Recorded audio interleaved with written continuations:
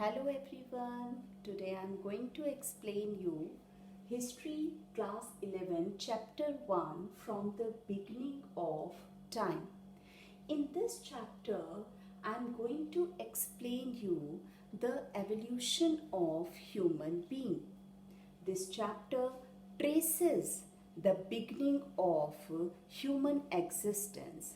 ये चैप्टर हमें क्या बताता है कि मानव किस तरह से अस्तित्व में आया था. The chapter begins that from 5.6 billion years ago, first human-like creature appears on the earth. That means कि 5.6 million years ago human-like creature appear हुआ था अर्थ के ऊपर. अब 5.6 मिलियन ईयर्स एगो की मैंने डेफिनेट वहाँ पर आपको बताया था, एब्रीविएशन है ये, और इसका हमें पता है कि 1 मिलियन के अंदर कितना आता है, 10 lakhs आते हैं. तो दैट मीन्स कि 56 lakhs years before, okay, 5.6 million years before a man-like creature appears, या human-like creature appears on the earth surface. And after then many forms appeared and many extinct, कि बहुत सारी forms आई उसके बाद और बहुत सारी extinct हो गई, गायब हो गई. After then human being resembling us, कि एक ऐसा ह्यूमन बीइंग जो आज जैसे हम दिखते हैं लगभग उस तरह का दिखता हुआ जो ह्यूमन बीइंग था वो ओरिजिनेट हुआ था near about 1,60,000 years ago. Million में अगर हम कन्वर्ट करते हैं दैट मीन्स 0.16 मिलियन ईयर्स एगो, कि 1,60,000 साल पहले एक ऐसा मनुष्य अस्तित्व में आया था जो कि मॉडर्न ह्यूमन कहलाया. मतलब जो आज के टाइम हम जो मॉडर्न ह्यूमन हैं हम उसी से ओरिजिनेट हुए हैं. और वो कौन है? होमो सेपियंस जिनको हम बोलते हैं. इसके बाद है ना, अभी तक हमने ये किया कि भाई 5.6 मिलियन ईयर्स बिफोर एक ह्यूमन लाइक क्रिएचर अपीयर हुआ और उसमें सुधार आते आते एवोल्यूशन होते होते 1,60,000 ईयर्स एगो तक एक ऐसा ह्यूमन बीइंग अस्तित्व में आ चुका था, ओरिजिनेट हो चुका था, जो लगभग बिल्कुल ऐसा ही दिखता था जैसे कि आज हम दिखते हैं. ऐसा नहीं है कि बिल्कुल ही सेम था, बट लिटिल बिट सेम था. अब sources to understand early human history. अब ऐसे कौन से सोर्सेस हैं जिससे हमें ये पता चले कि अर्ली ह्यूमन हिस्ट्री क्या थी. अर्ली ह्यूमन हिस्ट्री के बारे में हमें पता किस किस चीज़ से चलता है?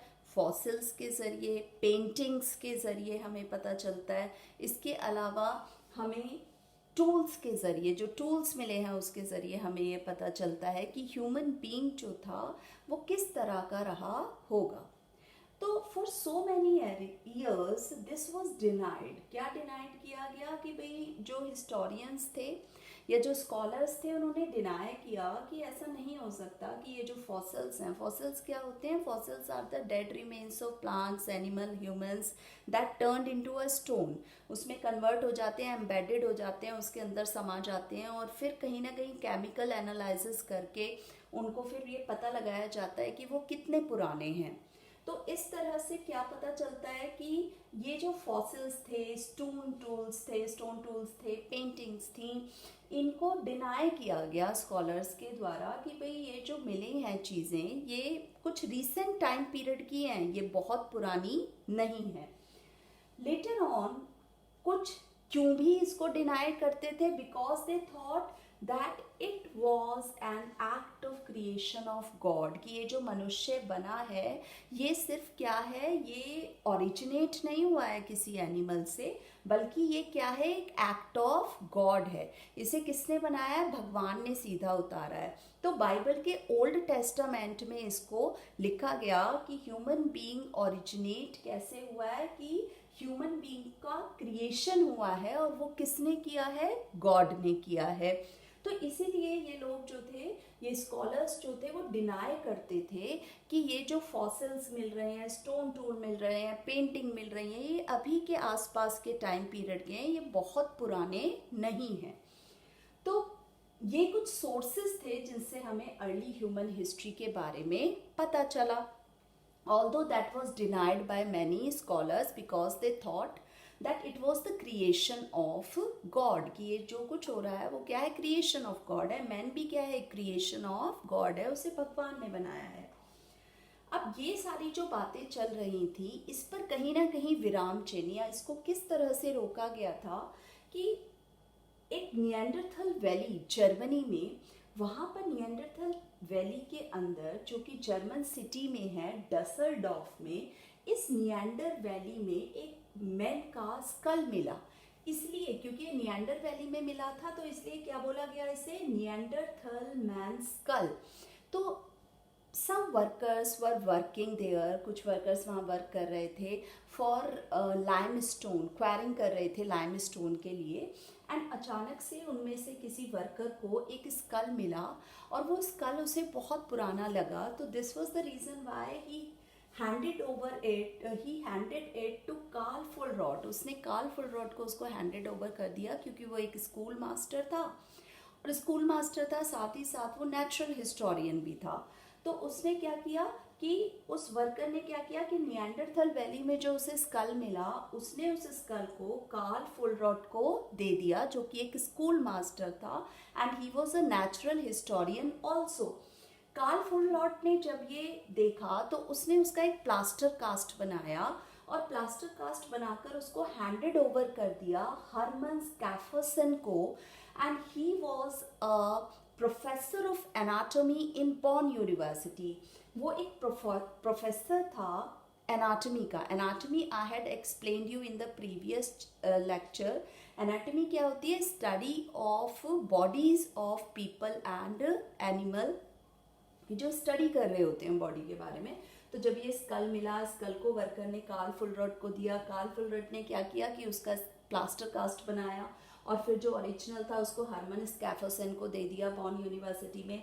आफ्टर देन इन्होंने इसके बहुत सारे कोशिश की ये पता लगाने की कि ये बहुत पुराना है। तो उन्होंने कई क्रिटिसाइज़ किए गए, कई व्यूज़ दिए गए, बहुत सारे न्यूज़पेपर्स में छापा गया, लेकिन उसको डिनाई करते गए जितने भी हिस्टोरियंस थे कि नहीं, ये जो स्कल है ये इतना पुराना नहीं है, अभी नियर अबाउट कुछ टाइम पहले ही ये मिला है, कुछ टाइम पहले के ही इंसान का ये है, ये इतना पुराना नहीं हो सकता। बट लेटर ऑन 24 नवंबर 1800, अब ये जो स्कल था ये कब डिस्कवर, इसको कब निकाला गया था, एक्सकवेट कब किया गया था, अगस्त 1856। इसको याद रखेंगे डेट को कि निएंडरथल वैली में सबसे पहले निएंडरथल्स मेंस स्कल कहाँ पर मिला था, अगस्त 1856 में Neander valley in German city of डसलडॉर्फ।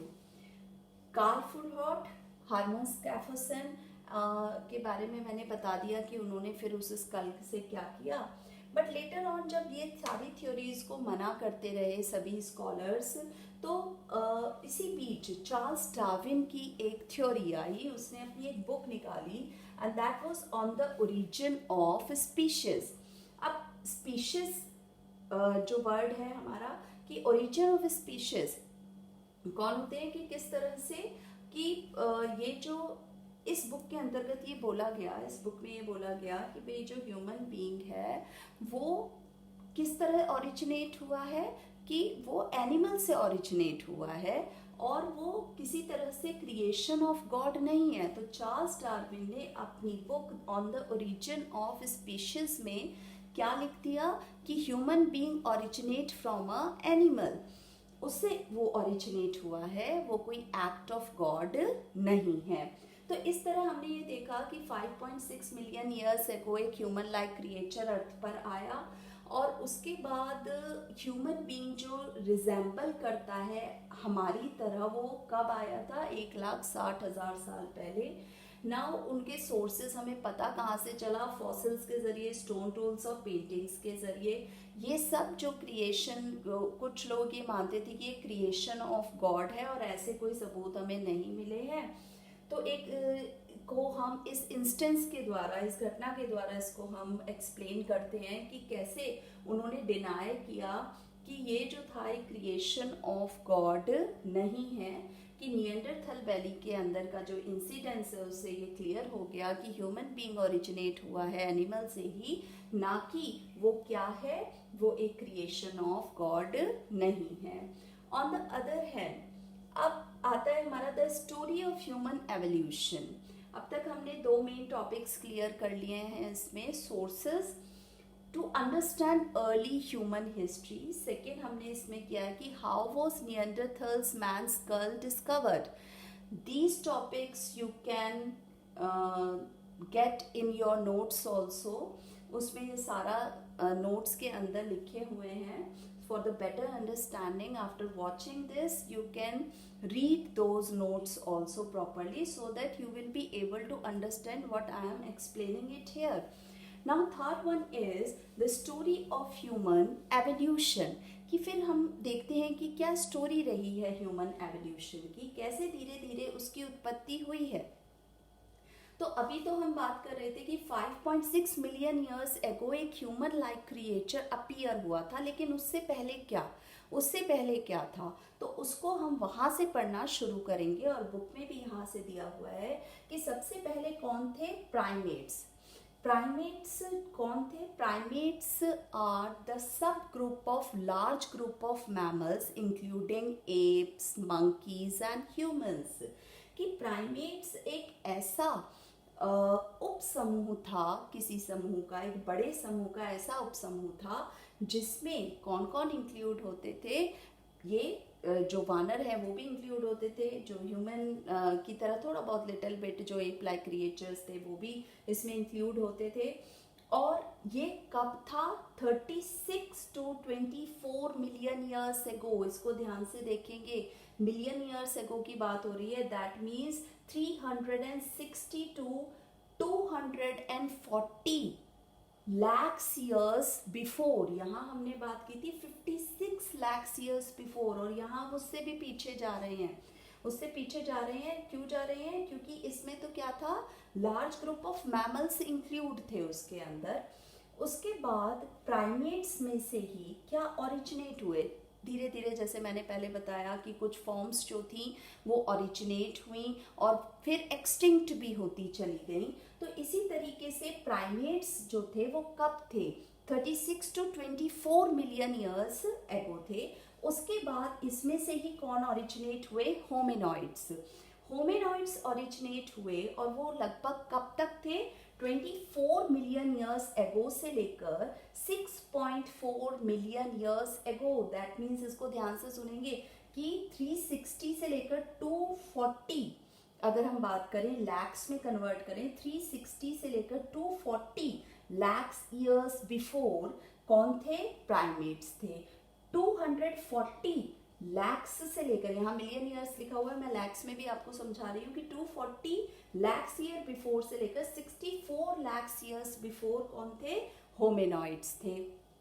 अब ये जो होमिनॉइड्स होते थे, होमिनॉइड्स और प्राइमेट्स में क्या डिफरेंस था, प्राइमेट्स जो थे वो बिल्कुल जैसे जो बंदर होते हैं पेड़ों पर रहते हैं इस तरह के थे, लेकिन होमिनॉइड्स हम देख रहे हैं ना, एक वास्ट डिफरेंस आ जाता है उसके बीच में, कि एक बड़ा डिफरेंस आता है। अब देखिए यहाँ पर 240 लैक्स ईयर्स के बाद 64 लाख है, अब कितने सारे ईयर्स इसके बीच में धीरे धीरे ओरिजिनेट होकर उसमें काफ़ी सुधार आता गया, उसकी जो शारीरिक रचना थी, उसकी एनाटॉमी में बहुत ज़्यादा सुधार आने लगा।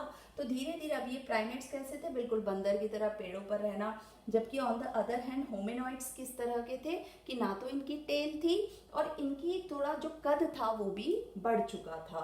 उसके बाद इसकी काफ़ी ब्रांचेस में डिवाइड हो गया, होमिनॉइड्स किस में डिवाइड हो गए, ब्रांचिंग आउट हो गए, और उसमें से कौन निकले, होमिनिड्स।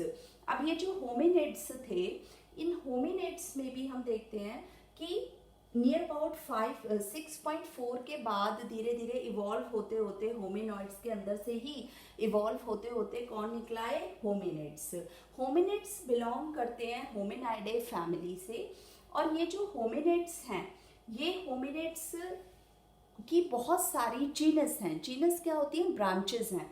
तो इसकी दो जीनस कौन कौन से हैं, दैट इज ऑस्ट्रेलोपैथिकस एंड होमो। इसको ध्यान से समझेंगे, सबसे पहले प्राइमेट्स, प्राइमेट्स के बाद होमिनॉइड्स, होमिनॉइड से कौन ओरिजिनेट हुए? होमिनिड्स। और होमिनिड्स की ब्रांचेस कौन कौन सी हैं? ऑस्ट्रलोपैथिकस एंड होमो। अब हम ये करेंगे कि ऑस्ट्रलोपैथिकस शब्द जो है दो शब्दों से मिलकर बना है, दो वर्ड से मिलकर बना है। ऑस्ट्रल, ऑस्ट्रल मीन्स, ऑस्ट्रल कैसा है? लैटिन वर्ड है एंड इट मीन्स सदर्न। और पैथिकॉस कैसा वर्ड है? ग्रीक वर्ड है, it means ape. That means Australopithecus का लिटरली मीनिंग क्या हुआ? Southern ape. तो होमिनॉइड से कौन निकले? ऑस्ट्रलोपैथिकस। इसके बाद आता है हमारा होमो, जो दूसरी ब्रांच है होमिनिड्स की ही। और जो होमो है, अब यहाँ पर इसका ओरिजिनेशन दिया हुआ है कि 6.4 मिलियन ईयर्स एगो हो गया। ऑस्ट्रलोपैथिकस सबसे पहला ह्यूमन लाइक क्रिएचर था जो अर्थ पर अपीयर हुआ। दैट मीन्स कि आज हम जैसे जो दिखते हैं उससे थोड़ा बहुत वो बेटर नहीं था, लेकिन ह्यूमन लाइक क्रिएचर लगने लगा वो। और उसकी उत्पत्ति कब हुई? 5.6 मिलियन ईयर्स एगो, जिन्हें हम क्या बोलते हैं? ऑस्ट्रलोपैथिकस। ऑस्ट्रलोपैथिकस वर्ड दो शब्दों से मिलकर बना है, ऑस्ट्रल और पैथिकॉस। उसके बाद हम ये करेंगे कि होमोनिड की ही दूसरी ब्रांच है, दैट इज होमो। कौन सी ब्रांच है? होमो। होमो का भी क्या अर्थ है, क्या उसका मीनिंग है? Latin word means man. ये क्या है? एक लैटिन वर्ड है जिसका मतलब है मैन, बट इसका मतलब ये नहीं है कि इसमें विमेन इंडल्ज नहीं है। कहने का मतलब है मैन विमेन वो भी इसमें इंडल्ज हैं, बट लिटरल मीनिंग उसका क्या है? मैन है। अब ये कब ओरिजिनेट हुए थे? इनकी उत्पत्ति कब हुई थी? इसमें हम देखते हैं कि इसको 3 पार्ट्स में डिवाइड किया जाता है, होमो हैबिलिस, होमो इरेक्टस, होमो सेपियंस। अब होमो हैबिलिस हम यहाँ पर देखेंगे 5.6 मिलियन ईयर्स एगो ऑस्ट्रलोपैथिकस था। इसके बाद जो होमो आए, धीरे धीरे कन्वर्ट होते होते होमोज में से कन्वर्ट होते होमो हैबिलिस कितने हुए? 2.2 मिलियन ईयर्स एगो, मतलब 22 लाख ईयर्स एगो थे ये Homo habilis. Homo erectus 1.8 million years ago, that means 18 lakh साल पहले कौन थे? Homo erectus. अब आता है हमारा होमो सेपियंस, जिसकी बात हमने यहाँ पर की थी कि आज का जो मॉडर्न ह्यूमन बीइंग है उसका एंसेस्टर कौन माना जाता है, उसका पूर्वज कौन माना जाता है? होमो सेपियंस को माना जाता है। और वो कब उनकी ओरिजिनेशन हुआ था? दैट इज 0.19 से लेकर 0.16 million years ago. That means इसको ध्यान से देखेंगे, 1,60,000 आएगा, जीरो है ना आगे, और 1 मिलियन में कितने होते हैं? 10 लाख होते हैं। तो 1,60,000 मिलियन साल पहले किसकी उत्पत्ति हुई थी? होमो सेपियंस की। अब इनकी अपनी अलग अलग क्वालिटीज थी, जैसे कि होमो हैबिलिस टूल मेकर्स बोला जाता है उन्हें। Homo erectus that means upright man, वो थोड़ा सीधा हो गया था। होमो सेपियंस जैसे आज हम दिखते हैं, बिल्कुल ऐसा तो नहीं था, बट कहीं ना कहीं हमें रिजेंबल कर रहा था, इसी तरीके का था जैसे हम हैं, इसलिए उसे मॉडर्न मैन भी या मॉडर्न ह्यूमन भी बोला जाता है। और वो एक कैसा है? थिंकिंग मैन है, वाइज मैन है, बहुत ज़्यादा उसके अंदर क्या थी? समझ थी। तो इस तरह से हमने यहाँ पर किया कि ह्यूमन का एवोल्यूशन, हम इस पॉइंट में कर ही क्या रहे हैं? The story of human evolution, की ह्यूमन की उत्पत्ति कैसे हुई थी, किस तरह से हुई थी। पहले प्राइमेट्स थे, प्राइमेट सारा सब group of large group of mammals that include monkeys, apps and human. उसी में से कौन निकले? होमिनॉइड्स। उसमें से कौन निकले? होमिनिड्स। होमिनिड्स की फिर ब्रांच हुई ऑस्ट्रलोपैथिकस एंड होमो। होमो की ब्रांच हुई Homo habilis, Homo erectus and Homo sapiens. तो इस तरह से हमने यहाँ पर एवोल्यूशन के ये स्टेप्स किए, और हमने यहाँ पर पढ़ा कि किस तरह से एक ह्यूमन लाइक क्रिएचर तो 5.6 मिलियन ईयर्स एगो आ गया था, लेकिन हमारा जो पूर्वज जो माने जाते हैं होमो सेपियंस, वो कब आए थे? 1,60,000 साल पहले, या 0.16 मिलियन ईयर्स बिफोर, जिनको वाइज मैन, थिंकिंग मैन बोला जाता है।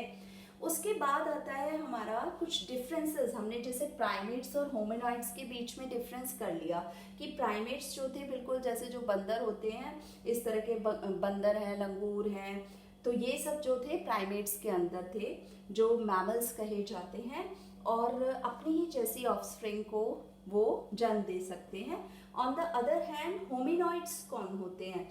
होमिनॉइड्स कैसे थे? थोड़े सीधे हो गए थे और उनकी टेल नहीं थी। होमिनिड्स जो थे, फिर उसमें हम देखते हैं कि बहुत सारे डिफरेंस हो गए। अब ह्यूमन बीइंग का एवोल्यूशन कैसे था? स्लोली स्लोली हुआ है, कि बहुत ही बिल्कुल ही एनिमल से ही हम ओरिजिनेट होते हुए आज जो ह्यूमन बीइंग हम बनकर तैयार हुए हैं।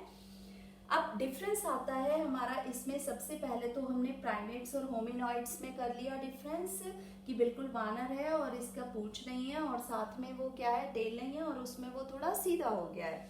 On the other hand hominids और होमिनॉइड्स में क्या डिफरेंस है? अब होमिनॉइड्स और होमिनिड्स में क्या डिफरेंस माना जाएगा?